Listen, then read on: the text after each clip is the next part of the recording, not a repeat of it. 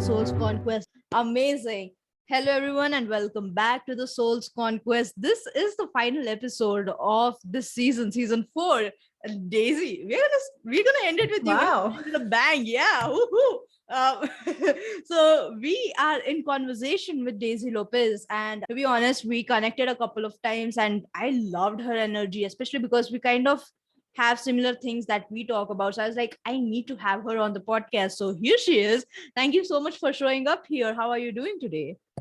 I'm doing so well. It's such an honor to be here, especially with a title as powerful as like the Soul's Conquest. So I was like, that's definitely a platform that I want to be on.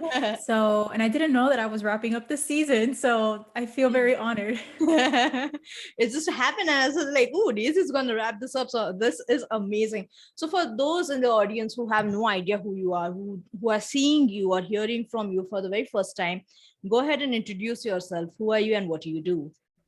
Absolutely. Well, if this is the first time we're meeting, hi, I'm so happy that we have been connected in this way. And yeah, my name is Daisy Lopez. I am a coach, visibility and client attraction coach for amazing coaches who essentially want to go from feeling overlooked and undervalued online to really unleashing their voices in a powerful way so they can attract high caliber clients consistently. And a little bit about me. I'm a first generation Cuban American. So my brothers and I were the first generation to be born here in America. All of my family is from Cuba and came to Miami close to 60 years ago, maybe like 57 years ago. And yeah, essentially it's been a really powerful journey to going from essentially following a path that I was given and told, like, this is the American dream, this is what success looks like, and going down that path and leading myself into burnout various times, going down that path to essentially making the decision to basically strip away everything that I thought success was and open my own business. And yeah, it's been a journey. So that's really what initially inspired the brand name that I go by now and that I founded, called the Liberated Latina, because it really just encompasses not just a Latina's journey, but really all women of color's journey to unlearning a lot of the conditioning and the programming that we're told on what success needs to look like, how we need to be in order to succeed, and really rewriting our own rules and creating the life that we really want to live. Oh, I love that. Like, to be honest, Daisy, every time I speak with you, I get this vibe of, have you seen the movie In the Heights? That was first a musical. Yes, I love it. I get that vibe from you every time I speak. I'm like, that is the energy that you bring into every container. So just imagining the kind of energy you bring into your coaching container is like, whoa. And so I'm genuinely excited to have you here. And I wanted to start this off by asking you about your journey. Why coaching? Why did you decide to kind of get into this specific aspect of coaching? Like, why help women of color be more visible? Why is this important to you? Yeah, it's a great question. So I really do think that for a lot of us coaches, I see this in our stories where we kind of have been coaching our whole life. Mm-hmm. Yeah. Like when people ask me, how long have you been coaching? I'm like, unofficially, probably my entire life. Yeah. Because I think when we're naturally coaches, we find ourselves growing up and we're the ones that our friends always want to go to for advice, and we're the ones that people feel really safe around. They come to us for really sound guidance, and that's always kind of been my thing in my family unit. People call me the vault because my family knows that if they come to me and talk about something, I don't share, and I'm just there to support them. And if they want my advice, I give it, but usually just to be that safe space. And that's always who I've been around friends. So I always knew that I wanted to help people. And I always knew that talk about the soul's conquest. Like there's a part of my soul that always knew that part of my journey would be affecting a lot of people. And there was a part of me that really wanted to be self-expressed. And a lot of my story growing up, I was, ridiculed a lot for my body type. I got my menstrual cycle very early at the age of 8. So my body changed very early. And that kind of turned some heads, and like people would kind of make fun of me, make fun of my body type, make fun of how I looked. So there was a part of me at a very young age that felt like I was inherently wrong, or that I would always just be safer at the back of the room but simultaneously I kind of had this inner knowing that I wanted to help people, and that I would one day have some sort of platform to be fully expressed and kind of be that space for others. So how I actually got into coaching, I had a consulting job. So right out of college, I applied for this job that seemed kind of cool. And somebody that I knew in college was like, hey, you should apply for this job. And I'm like, oh, okay. So I applied for it. It had benefits, it had a retirement plan. And I was like, well, that's what my family says is a big girl job. So I'm going to apply for this. And it essentially was a consulting role. So I ended up being kind of like yeah, like kind of like a coach or consultant for a lot of really big banks, and I was helping them make their programs safer to kind of fight off basically anti-money laundering regulation and making their banks safer to not be funding terrorists and the bad guys, essentially. Yeah. So it sounded cool on paper, and there was a part of me that was like, oh, I've made it. This is the dream. This is what people said I needed to do in order to be successful. And while I love the idea of being that almost like confidant and seeing how clients really started to trust us and they came to us when they needed help, I love that aspect of it. But the actual work was so draining. I did not care to review regulation. I did not care to do all of these like very complicated projects with it wasn't my thing. So actually while I was at that job and spiraling really deep into burnout, which we can go into that more later on if you'd like, I was like, what if I look into coaching? And at the time I thought I wanted to be a health coach because I was battling a lot with my health because of the burnout and the constant travel and the stress and panic attacks and all of that.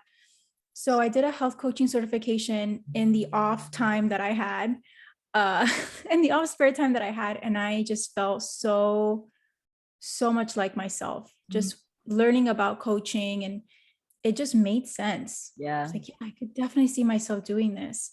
So long story short, when I decided to leave my job right before the pandemic in February of 2020, I decided that I wanted to coach other Latinas and help them kind of find that sense of empowerment to take their life into their own hands. But as I was kind of figuring out my own business journey, I realized there was this really big gap in that we come into business because we feel like we want to have that freedom to be who we really are. We want to express our message. We want to let our voices be heard. We want to be leaders in our own way without the constraints of like a corporate organization. But then really quickly, we go into these business programs and they tell you, this is the right way to launch. These are the 10 steps that you need. This is the content calendar. This is what you have to say. This is what you have to look like. Like literally there are coaches saying in order to charge high ticket, you have to dress high ticket. So TikTok I just saw yesterday.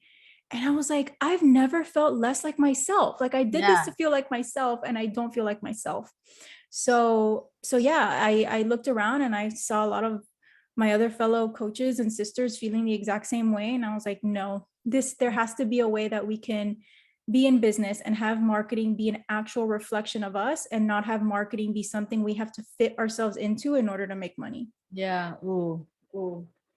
Daisy, that hit me right where it hurts, because I swear to God, like I was doing hotel management before. So, it was all about being groomed, being pristine, doing this and doing that. And I still rebelled at different points of time by cutting my hair in different way. Like I was called the hairstyle girl because I used to do the weirdest thing where I wouldn't get called out on it, but people knew that this is like a loophole against the rules, right? And even when I started my own business, it was all like, you have to be this way, you have to dress this way, whereas I feel the most comfortable in my pajamas. I was like, I decided so that I can do my job in pajamas. I decided to open my own business just so that I could do that. And here I am being asked to be like, you have to put on makeup and you have to do this and you have to do that. I'm like, that ain't me. Like, I don't want to do my own job if that requires me to, the only way people can take me seriously is when I look a certain way and not by the thing that I'm saying, not by the work that I'm doing, but rather how I'm looking. I was just like,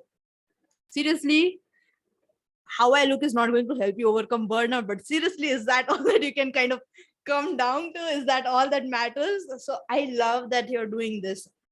I have to ask though, when you finally decided to become a coach and you're like, this is who I'm supposed to be, right? Like, how did that feel for you? It felt very natural in a way. Mm-hmm. It felt like something that I was always meant to do. It felt like a coming home, like this is where I'm supposed to be. Yeah. But it also just felt very liberating, no pun intended. It felt very liberating to just feel validated and to consider the possibilities that maybe I could have a career doing this and be very successful at Yeah. it, even as, you know, a Latina girl that looks 18, even though I'm 27 and has a Miami accent. Yeah. No, I love it. The reason why I asked you this is because I felt the very exact thing that you just described. I feel like a lot of people in their journey, when they're figuring out how to go about things, how to kind of figure out if something's right for you, when it is right for you, you will know, right? Like it will be that moment of, ooh, is that what I was supposed to do? Right. So I love that. Do you think that everything that happened in your journey from the very beginning to where you are right now, everything had to happen to lead you to where you are right now? Yes, absolutely. And I didn't always feel that way. Mhm. I remember being in my corporate job and feeling like I was wasting my time. And Mm. that put on a lot of pressure because I'm like, this is not what I want to do. And I actually knew from the very first day that Okay. Yeah. it was a temporary thing. I just heard that. I felt that in my bones of, yeah, like this is not where I'm going to be forever. Mm. And I had some sort of faith that it would serve me in the future, but not knowing how it was playing into my future was really frustrating to me as somebody that has always had a plan, has always needed to know not just the next step, but the next 10 steps, and just knowing how everything fit together. But now looking back, it really opened my eyes to so much, not even just professionally, because obviously the type of consulting that I was doing there is like not in any way the work that I am doing now or even how I do it. But sometimes learning what doesn't work for you is just as valuable as landing on what does work for you, because that's how you get the clarity. That's how you actually get closer to your answer. But just the woman that I became, aside from the burnout and the health problems, but I really Yeah. did develop a sense of just strength and independence. I was, 24 years old, traveling to Latin America by myself for client projects and traveling all over the United States, and really having to hold my own in a conference room of mainly men, mainly white men. So it really did teach me a lot about coming into my own and coming into this sense of confidence, Mhm. even if I didn't quite feel it at the time. I love that. I love that a lot because I feel like, even with burnouts and stuff like that, personally, I feel with burnouts, it's a really great way for me to understand where to draw my limits. Like, it's a very extreme way for sure. Like, I don't want to do that every time I want to figure out where to draw the line, but it's a very, Right. yeah. But the first hit was just like, ooh, okay, okay. I think I need to look into what I'm doing wrong. I love that, like, it was important for you to take the wrong thing to kind of figure out what not to do. I think something I know I'm butchering your line, but the essence of it is what matters, and I love it. Yeah. Yeah. How important is it for you to kind of follow that intuition? Like you receive that intuition right from the very beginning that this is not what you're supposed to do, but you kind of had to put it on hold or brush it aside for a while. How important is that intuition or listening to that intuition right now for you? It's I it's an evolving practice, but it is super important Mhm. because even in business, it's almost like we have so many choices that Yeah. are it's very easy for our systems to get overwhelmed and to want to run to the first person or the first program or the first whoever that says this is the right way to do it. Mm-hmm. This is what you have to do in order to fill up your spots. This is what you have to do in order to be taken seriously. It's very tempting. I mean, our brains love predictability, and our brains love consistency, and our brains love to feel like somebody has an answer that we need. Like if it senses that, it wants that. And it's great. I mean, I've gained so much from all the, whether it was a $99 course or a $30,000 mastermind. I've learned so much.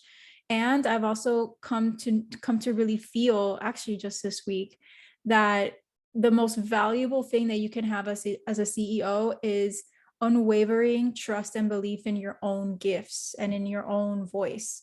Yeah. Because if we try to source that from things outside of ourselves, we're always going to end up feeling empty. Like, even if you do hit the goal, you're going to feel that sense of emptiness because maybe it wasn't quite in the way that you want to achieve your goals. Mhm. And it's not really in the way where you're being the most yourself. Yeah. Oh, yeah. I love that answer a lot. To be honest, that is how my journey as a coach started, right? Like just listening to your voice, because I know that oftentimes we search for answers from others around us, knowing the answer within, but we ask that answer to kind of validate our own response, or because we have learned to kind of brush ourselves aside for a pretty long time. So listening to ourselves is like, who does that, right? Like it's not cool, it's not it's hippie, we shouldn't be doing stuff like this. But when you hear an answer that doesn't sit right with you, you're just like, that doesn't feel right, because you know what the answer is, right? Like that doesn't feel right, there's something missing in there. Why do I Our feel? bodies are always the first to know. Yeah, true that, true that. So I love that that is something that you are working towards. I want to ask you this, Daisy, when you're working with a new client, what do you hope that they will feel at the end of your coaching session, right? Like towards the end of it all, what do you hope that they will feel like? I love that we're talking about the feel, Mm-hmm. because something that I always talk about with my clients, like I'm always like, whatever you want, you can have. Yeah. So I'm never one to kind of shy away or say like, oh, the money's not important, the goals are not important. No, the goals are important. As far as like that being our guiding light to expansion, like we set goals because we want to grow into the person that's able to create that, right? But something that I always say underneath that is, we always want a goal because of how we're going to feel at the end of it and who we get to become at the end of it. Yeah. And really with my clients, my intention for them is to walk away feeling a sense of like unshakability in what they offer the world and how they get to deliver it to the world. Yeah. And one of the promises that I make in my program is uncovering your permanent solution to client attraction. But the way that we get there is not like, I don't use scripts, I don't use checklists. I don't really give prescriptive strategy, because the way that you get to that permanent solution is by getting really clear on what is your real voice underneath all the conditioning and the filters. What is your voice? And then what are the actions that are going to amplify you? And once you're clear on that, that's what's going to allow you to feel that liberation and that freedom and that self-expression, while also feeling very at home in your business and knowing with certainty that you can create the results that you want. Oh, I love that. Why is that important to you though?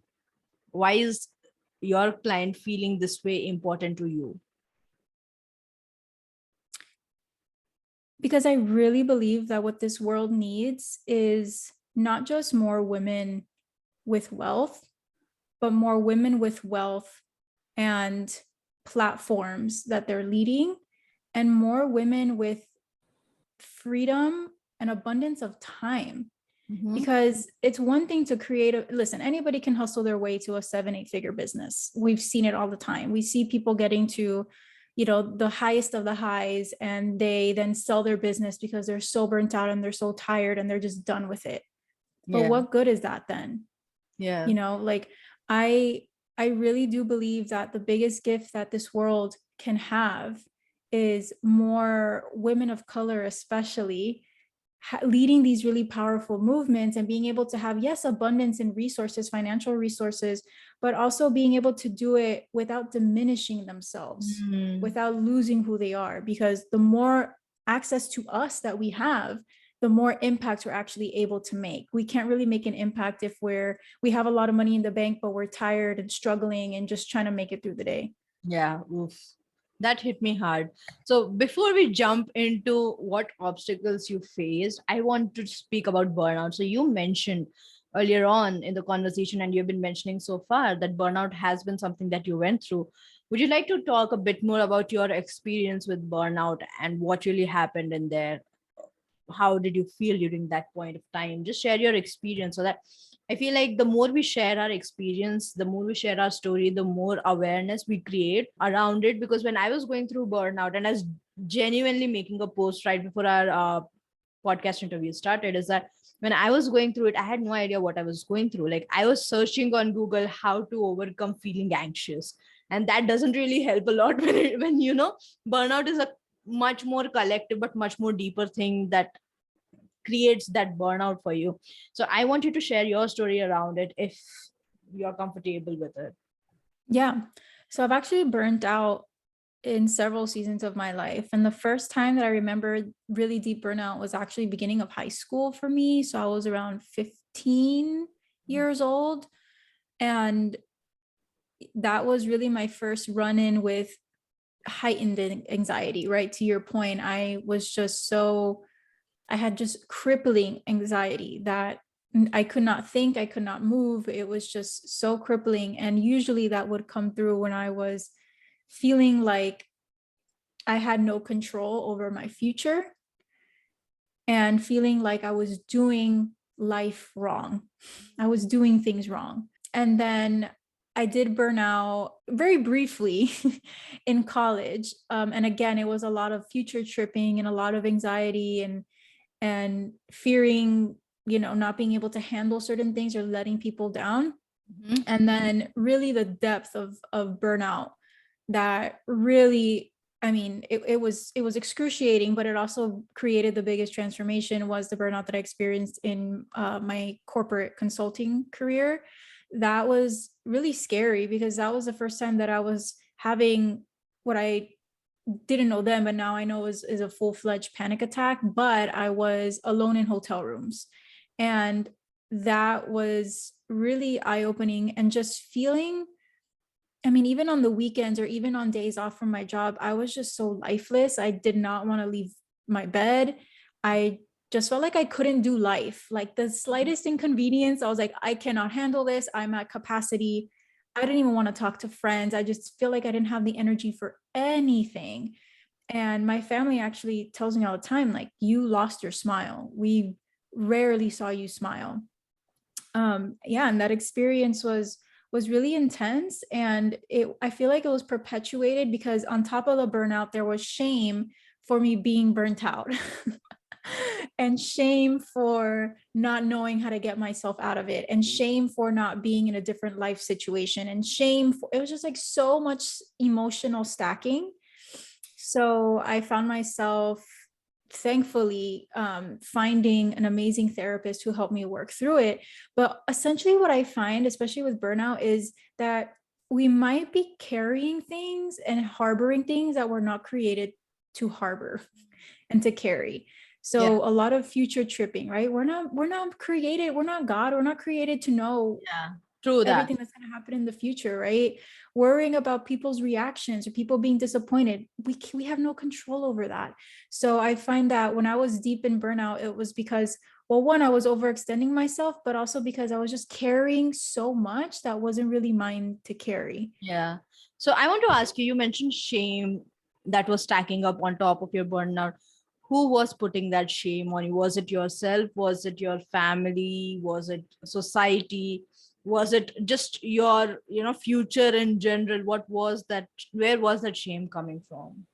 Yeah, I think it was 100% my perceptions of that I was doing it wrong, Yeah. right? Like Yeah. just feeling like I wasn't living up to expectations. Like it wasn't like anybody in my family was making me feel worse or highlighting these expectations. It Yeah. was completely my own, but I felt such deep um yeah, I felt just such deep like shame that I could potentially disappoint people if, because what would it mean about me if I left this job? Will people say, oh, you see, she couldn't hack it, or she's just another statistic of a woman that can't handle it? Like I would run myself through all these different narratives that would just keep me in that spiral of shame. Yeah. How did you kind of overcome those narratives, or listening to those narratives, or even creating those narratives in the first place? I think it really took me finding something else that lit me up. So that coaching certification, although I'm not a health coach right now. It was a beautiful bridge, and it was like a shining light to see you have strengths in other areas. And it kind of gave me this fuel again. And also just knowing that was the first time in my life that I knew that I owed it to myself to promise that I would always just love and be there for myself no matter what. And when I decided to leave that job, I remember just telling myself, like, I'm so proud of you. I'm so proud of you for how far you've come. And I'm always going to advocate for me. Mm. So that was really the first time that I put myself first, essentially. And what I found was that even when I did break the news to family members, that I was like, oh, they're probably going to be like upset. They didn't really have space to argue because they just saw my confidence. And I'm like, I'm not asking for permission here. I'm just telling you what's up. Oof.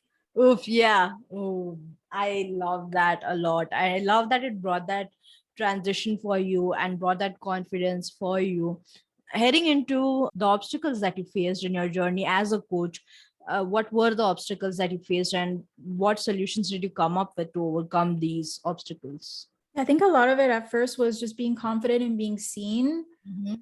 at a, in a worldwide platform that is social media. And it really brought up a lot of my own perceptions of, are people going to take me seriously? Because people tell me all the time, oh, are you in high school? I'm like, no, ma'am, I'm 27 years old. So me looking very Yeah. young, I felt always just kind of discredited me. Like, what does she know? My accent, when I went away to college, the first thing people said was, oh, how do you know English so well? Where are you from? So I felt very insecure about my Yeah. accent. And yeah, there's just a lot of different things that I felt like would immediately discredit me. And it was hard to find safety in being seen at that level. And essentially, how I overcame that was through a lot of the processes that I use now with clients, is working with those stories that are formed in the body, right? Really Mm. dropping out of the mindset and allowing myself to feel all of the emotions that have been stacked up in my body, believing these lies that I'm not credible as I am, that I have to look a certain way or act a certain way. And I think, especially as women, the more that we can find safety in our bodies, then the easier everything external becomes, because we always have a safe place. We always have acceptance and love and validation without even going anywhere. Yeah. Yeah, so that was honestly, in the beginning stages, one of the biggest obstacles that I had to overcome for myself.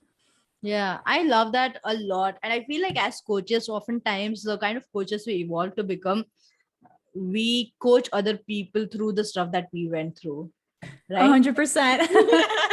We went through this and we know how hard it sucks, which is why we want to help people. I love that a lot. My next question to you is this, because this started out as a spiritual podcast, I love to ask my guests, what spiritual or self-care routines do you have in your day-to-day life that helps you balance work and personal life? Yeah, honestly, I don't think I could have created what I've created so far without my spiritual practice. It has just opened up so much for me. It has relieved me of so much pressure and unnecessary worry. Mhm. So really, my spiritual practices include meditation every day, and really praying. So it's almost like this beautiful exchange of, my prayer is communicating with, my source, God. And Yeah. then meditation is how I receive the universal love. I receive any wisdom, any messages that are trying to come through for me. And I mean, so much has come through that stillness. The Liberated Latina, that brand name, came through a meditation, and I saw the vision for it and everything. It was just such a divine gift. So having that as non-negotiables every single day, and really prayer is an ongoing thing. Throughout the day, I'll have communications with him. And if I'm manifesting something or calling in clients, I'll say, oh God, I'm just so excited to meet these women. I don't know where they are, but I know you've got it handled. And I'm so excited to serve them. And I'm so excited to meet them. And Yeah. that's how I kind of stay in that energy of receivership and trust and love. And things just are able to flow so much easier from that place versus pushing and forcing and, oh, I have to make this happen, which was 100% my default before. Yeah. But I've just found that that always led me to burnout, to Yeah. needing to take a step back. And that's Yeah. not really the fuel that I want to grow with. I love that. I love your practice a lot, especially the praying and the meditation practice. That sounds really wonderful. That exchange that you just mentioned was like, That is all it is about. So my next question to you is this: since the name of the podcast is the Soul's Conquest, what do you think your past Soul's Conquest was, and what is your current Soul's Conquest like? I think my past soul's conquest was to find my place in the world and to find my joy and what that really looked like. Mm-hmm. Tell me There more was, about that. Yeah. yeah, I really do believe that, especially as I got a little bit older and especially in college, I knew that I had gifts and I knew that I had talents and I knew that when I was around people, when I was serving people, I mean, amazing things happened, but I didn't quite understand how that played into the world and how that would be of service. So I think that my past soul's conquest was definitely to find this space that I'm in now. Mhm. And I also do believe that when I think back to just a generation of women in my family, I know that this is also a piece of their win, right? A piece of their soul's Yeah. conquest that's getting to finally live out right now. I love that. I love that so much. Ooh, Daisy, you are hitting so many points today. I'm just receiving all of this because this is so amazing and powerful to be in presence of you, and your energy is just like divine, right? So I love that you're here with us today. Oh, so powerful. I received that. Thank you so much.